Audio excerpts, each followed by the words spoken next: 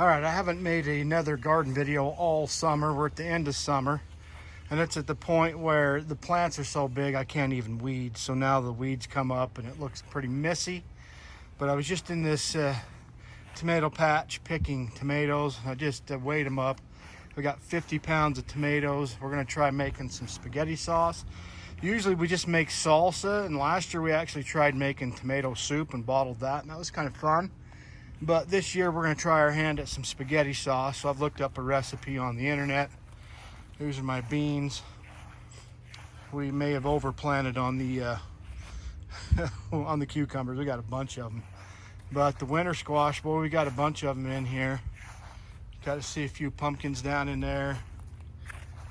Oh, that pumpkin I picked the other day. We got a bunch of banana squash. You can see the banana squash in here. Got a bunch. Picked some peaches the other day too. Anyway, we are in the process of starting to make that spaghetti sauce. First thing is you got to blanch the tomatoes. So with that, I've decided to make the mess outside.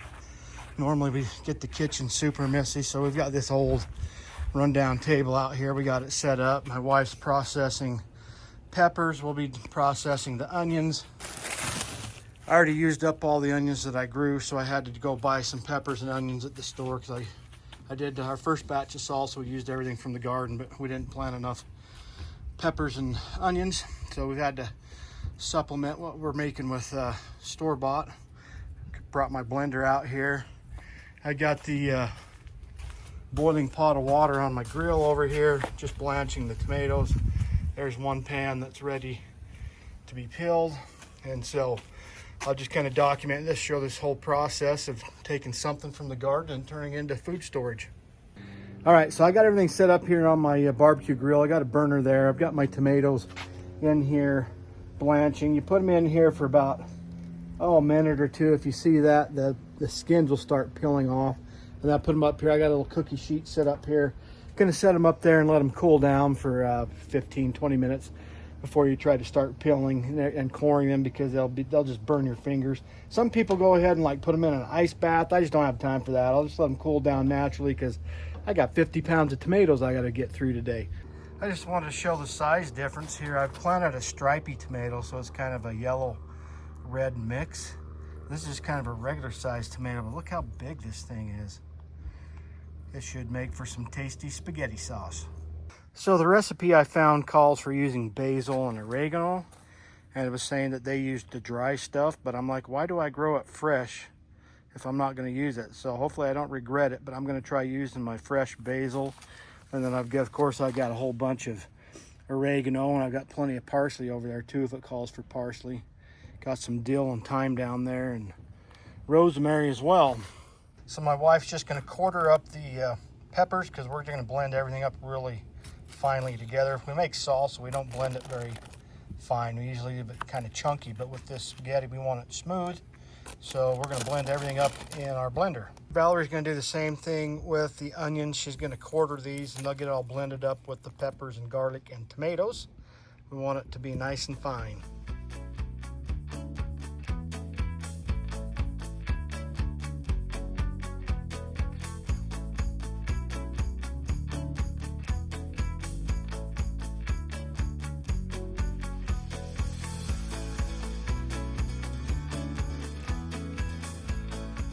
It's a little afternoon and the sun was directly overhead and we were getting too hot, so we did move the rest of this process inside. Got the fresh herbs ready to go. These are for my dessert. Those are some pluots off our tree. Got the tomatoes all skinned. Got the peppers and onions quartered, ready to go, and we're gonna start blending all this up.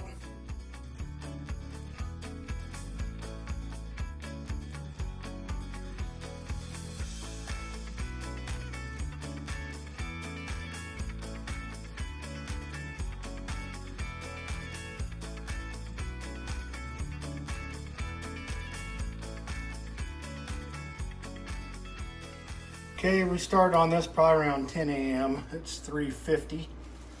I got 3 pots on the stove, just barely put them on there. Supposed to bring it to a boil, then simmer it for 4 to 5 hours. So we'll be here the rest of today. But I did taste it already. It did taste very good. This is probably the most unpleasant part of making something like this, is all the cleanup. Now I got all these pans, all those cookie sheets, all these bowls. Time for a cleanup. Going real slow on the simmer on these because I do not want to burn them or scorch them. But they're simmering, so we got a couple hours to do that.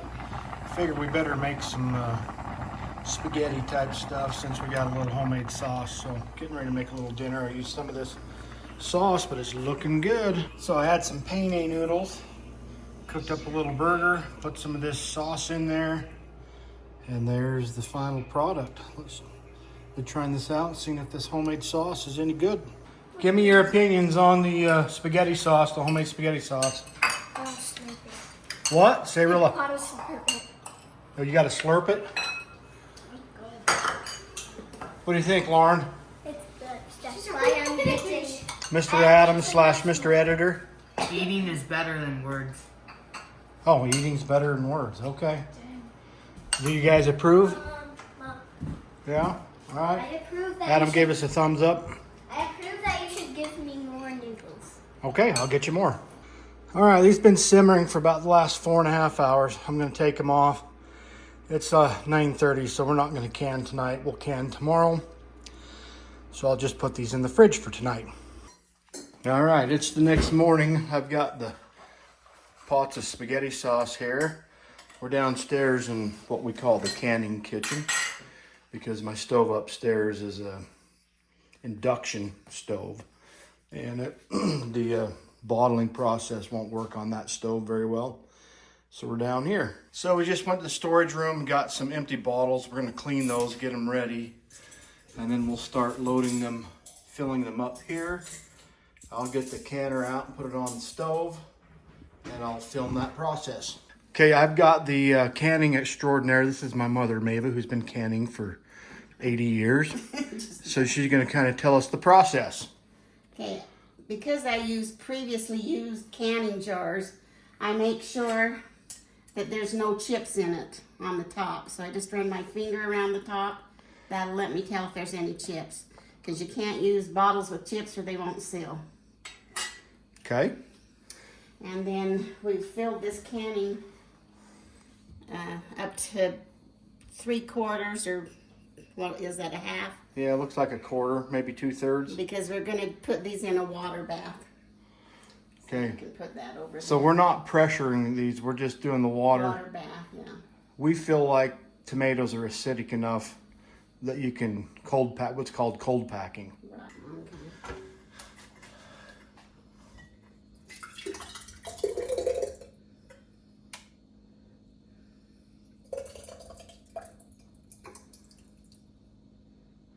To about wherever that is to the. So you're filling it up, you're leaving about an inch below the top, it looks like to me.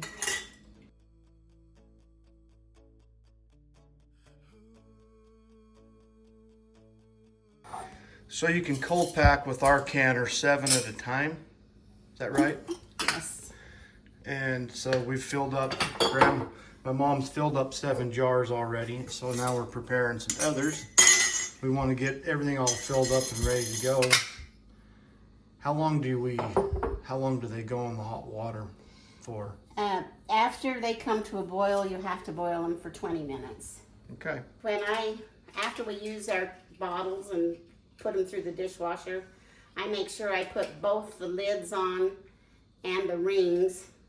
You don't reuse these lids, but it keeps the dirt and dust out of them, so when it's time to use the bottles and can again, you don't have to go through the sudsy water washing all the bottles again. You just need to rinse them out. So we got 14 quarts out of all those tomatoes. I did use about a quart for some fresh spaghetti yesterday for my kids. And we got just a little bit left there that my mom and Aunt can use for their lunch today. So I thought we would get a little bit more out of those 50 pounds of tomatoes, but we got 14 quarts. Wipe off the top of all the lids so that there's no of the salts or spaghetti sauce left on there, because you want them to be able to seal. So I just take a wet paper towel. So I started that video late, but what she's saying is the next step now is cleaning off the tops of the lids. Why do you do that? So that there's not any of the tomato stuff spilled up there to cause it from sealing. You don't want any seeds or anything to pop up there. So it's got to be clean so the new lid will seal down. And you just take a lightly damp paper towel. Uh-huh. And then next I use a dry one to go over the top again just to dry it all off. Okay. Okay, so we were just grabbing bottles out of our food storage room, the empty bottles, and we've got both wide mouth and small mouth lids or bottles. So we got to come over here and make sure we get enough of the different types. You know, here's a wide mouth lid, there's a small mouth lid. So I always put my lids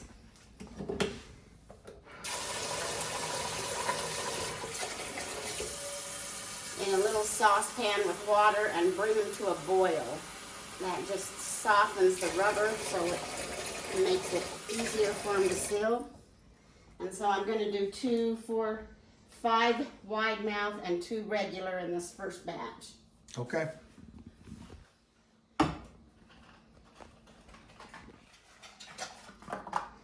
So there's 1,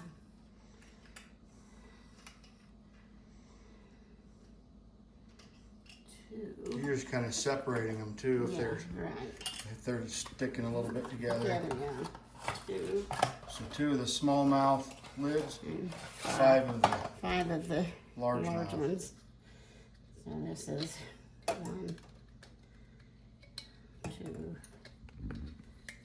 3, 4, 5. And I just bring those to How long do you let them boil? Just bring them to a boil? bring them to a boil and then take them off. Okay.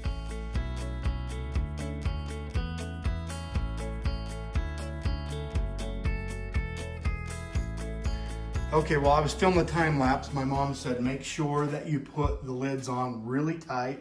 So she's got 7 bottles in here, and now what? I turned the unit on high so that it can come to a boil. I cover it so it's just faster, I guess. You're just covering it, kind of trap the heat in so it boils faster, but you are not sealing that down. No. Yeah. See, I leave a space here so the steam can come out. I just do this so it boils faster. Then once it comes to a boil, I time it for 20 minutes. Okay, so here in probably 30 or 40 minutes, we might be taking bottles out. Yeah. So to expedite things, I asked my mom if now, while we're waiting for the other to boil, if we put the lids on and get it ready. And what'd you say? No, because you don't want the lids to sit on there for 30 minutes or so before you put them in the water bath. You just put them on prior to. So just before you put in the water is when you put those lids that you've boiled in hot water. Yeah. You put them on, you put the lid down tight, and then you put it right into the water. And I don't boil the lids, I just bring it to a boil. Okay. So typically for us, we've just pretty much made salsa or just bottled straight tomatoes. And we just use the bottled tomatoes for our salsa. Oftentimes I'll just get one of those seasoning packets at the store and throw into a bottle of bottled tomatoes and blend it up, and that becomes my spaghetti sauce. But this is definitely thicker the way we've done it here, and it has a really good flavor. So I'm excited to try out our spaghetti sauce. All right, first batch has come out of the boiling water, and now my mom is putting the lids on the next set of 7 to go in and boil as well. Remind me again how long they need to come to a boil for? 20 minutes after they come to a boil. Okay.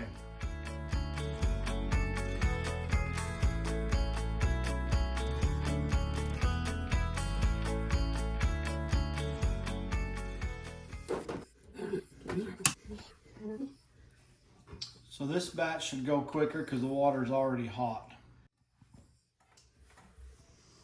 And most of these jars lids have sealed already.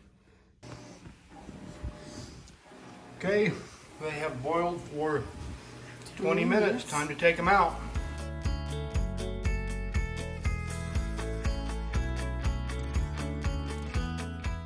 I've heard a couple of those lids pop already, meaning they've sealed.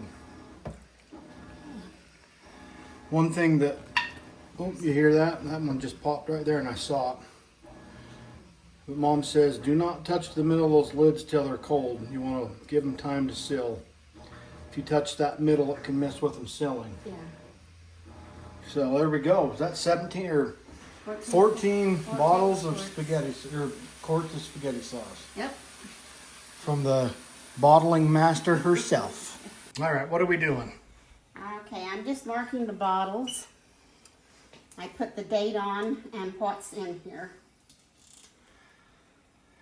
So it's August of 23. And it's spaghetti sauce. So I'm just going to put S-P-A-G and then S-A-U-C-E. There you go. That's just to keep everything straight in the storage room so we know how old stuff is.